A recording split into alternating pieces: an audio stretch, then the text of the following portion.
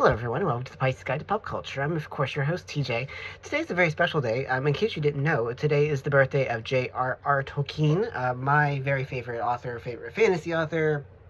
I think most would acknowledge the most influential fantasy writer of the modern era. Certainly gave birth to contemporary fantasy and all the things we associate with the genre. And I just wanted to say a few words about why he continues to be such a powerful influence upon me as a writer of fantasy, as a reader of fantasy, as someone who, sort of envisions the genre as one of the most important ones that we have today. And, I first started reading Tolkien when I was probably, 9 or 10. My mom gave me The Hobbit and then Lord of the Rings, and I devoured it, fell in love with it, returned to it again and again. I've been getting ready to order a new box set because my edition is very old, and I'm just feeling the urge to get some new Tolkien books.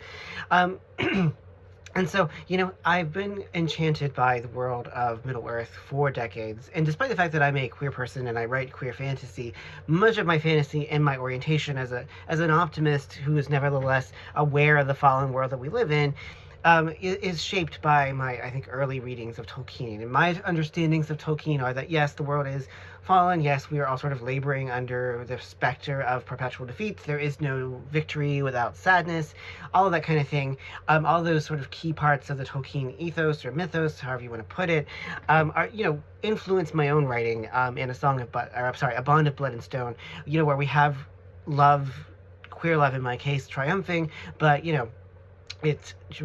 tremendous sacrifice is required, and that sometimes people fail, and that sometimes it is actually through failure that we have success, and that something grand can come about. And so, all of that is sort of shaped by my love of Tolkien. And no matter how many times I read it, or how many times I watch Jackson's adaptations, how many times I watch The Rings of Power, or any of the other sort of associated media with influenced by Tolkien, I always find myself re-enchanted again.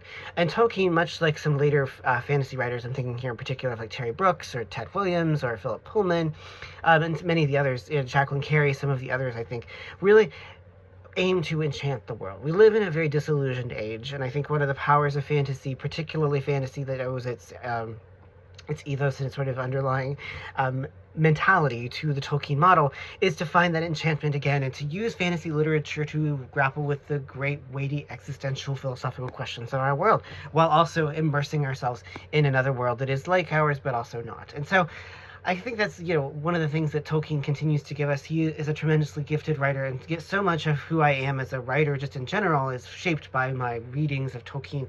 And I just wanted to share my love of him on his birthday, because he truly is one of my very great leading lights in my life as a writer and a reader. So anyway, that's all I have to say about Tolkien for today. So thank you so always for joining me here at the Pisces Guide to Pop Culture. I'm your host, TJ. Take care, y'all.